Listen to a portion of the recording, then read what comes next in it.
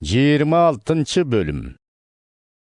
Агриппа Павылға «Өзіңді ақтап сөз айтуға рұқсат», деді.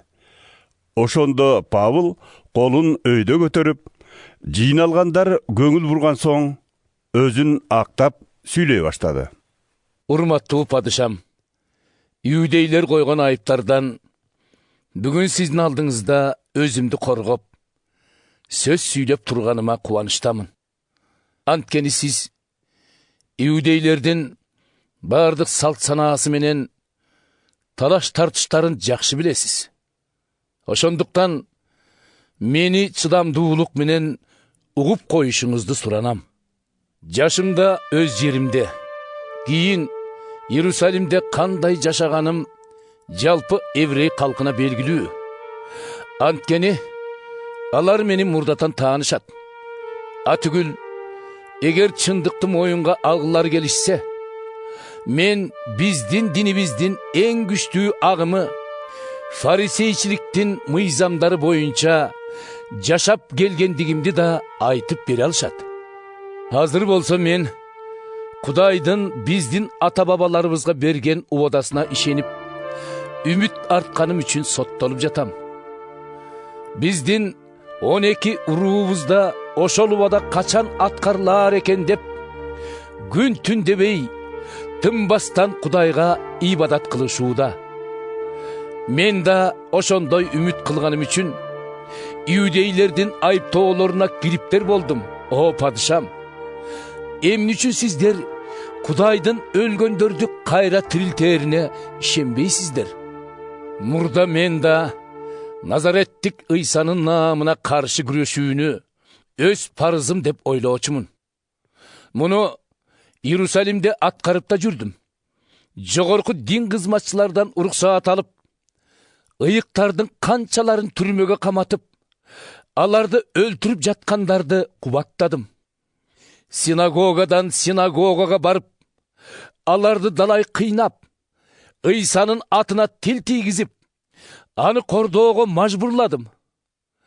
Ушунчалык катуу өчөшкөндүктөн чет жердеги шаарларга барып алып да, алардын саризине чөп салып, куугунтукка алгам. Бир жолу ушундай максат менен жогорку дин кызматчылардан аларды байлап, Иерусалимге алып келүүгө укук бере турган буйрук кат жаздырып алып, Дамаскка бараткам. Түшченде жол делем. О падышам, аңгыча күндөн да жарык бир нур көктөн жарк эте түштү. Ошол нур менин да, шериктеримдин да айланасын жарык кылып жиберди. Баарыбыз жерге жыгылдык. Анан мага еврей тилинде сүйлөгөн бир үн угулду. Шабыл, шабыл, деди ошол үн. Неге мени куугунтуктап жүрөсүң? Эгеңдин эркине каршы чыксаң, өзүңө кыйын. Мен, сиз кимсиз, о кудурет, деп сурадым. Сен куугунтуктап жүргөн Ыйсамын, деп жооп берди эгем Ыйса. Өйдө тур, сени өзүмө кызмат кылууга дайындаш үчүн сага көрүндүм. Мындан ары бүгүнкү көргөнүң тууралуу адамдардын алдында күбөлүк бересиң. Аларга мен сага көрсөтө турган нерселерди жеткизесиң. Мен сени өз элиңе жана башка элдерге жиберип, алардын сага кыла турган кыянаттыктарынан куткарам. Сен алардын көзүн ачып, караңгыдан жарыкка, шайтандын бийлигинен Кудайдын бийлигине кайтарасың. Алар мага ишенип, күнөөлөрү кечирилип, Кудайдын тандаган адамдарынын арасынан орун алышсын. Ошентип, падышам, асмандан келген аянда айтылган сөзгө баш ийбей коюуга дитим барбады. Андыктан адегенде Дамасктагыларды, анан Иерусалим менен бүткүл Иудеядагыларды, кийин иудей эместерди niyetini özgörtüp, Kudayga kayırlууга çakırıp, anısın iş yüzünde görsötüp jaşooga ündödüm. Uşunday kılganım üçün, İyudeyler meni ibadatkanada jürgönümde karmap alıp, öldürmökçü boluştu. Biroq, Kuday uşul güngө çeyin meni saktap, korgop geldi. Oşonduktan, azırda mına bul olturgan, uluu kiçüğünün aldında güvölük berip, bul jerde turam. Menin aytkanlarım Musa, jana andan başka paygambarlardın aldın ala aytkanları menen birdey. Tağıraaq aytkanda, maşayak öldürülüp, giyin ölgöndördün içinen tübölük ölböstükkö birinci bolup kayra tirilip, anan evreyler menen başka elderge kutkarıluu nuru tiygenin jariya kılış gerek bolçu.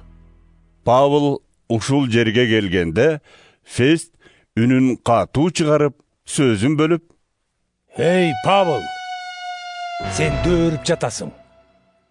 Ашыкча көп окуп, айнып калыпсың. деди. Men döörgön jokмун, улуу урматтуу Фест.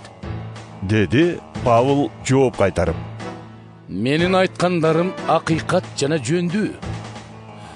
Падыша мунун баарын билет. Ошондуктан анын алдында ачык айтып жатам. Бул окуялардын эч бири андан жашырын болгон эмес деп ойлойм. Анткени алар адам көрбөй кала турган булуң бурушта өткөн эмес. Падыша Агриппа, сиз пайгамбарларга ишенесизби? Билем, ишенесиз. Ошондо Агриппа Павылга: Кыска убакыттын ичинде мени Исанын машаяк экенине ишендирип сала аласыңбы? деди.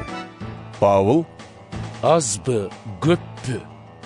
Айтор бир убакта сиз гана эмес. Бүгүн мени угуп тургандардын баары мына бул кишенимден башка дал мендей болушун Кудайдан тилейм. Павыл ушундай дегенде падыша Агриппа ордунан турду. Аны менен бирге губернатор Фест, падышанын карындашы Бернике жана залда отургандардын баары жапырт ордуларынан турушту. Залдан чыгып баратканда бири-бирине: Бул кишинин өлүмгө кескидей, же түрмөгө камагыдай айыбы жок экен дешти. Агриппа Фестке: Эгер өзү падышанын өкүмүн талап кылбаганда бошотуп жиберсе болор эле, деди.